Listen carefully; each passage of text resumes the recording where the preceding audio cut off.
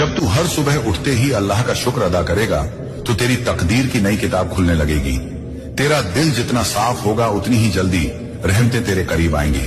जब तू लोगों को माफ करेगा तो अल्लाह तेरे गुनाहों को भी माफ कर देगा। जब तू भूखों को खाना खिलाएगा तो अल्लाह तेरे घर में बरकत डाल देगा।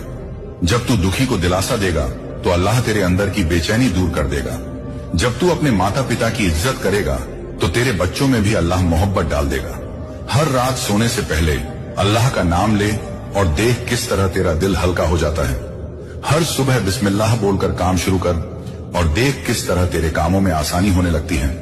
तुझे अब वही मौका मिला है जिसका तू इंतजार कर रहा था। अल्लाह तुझे कभी अकेला नहीं छोड़ता।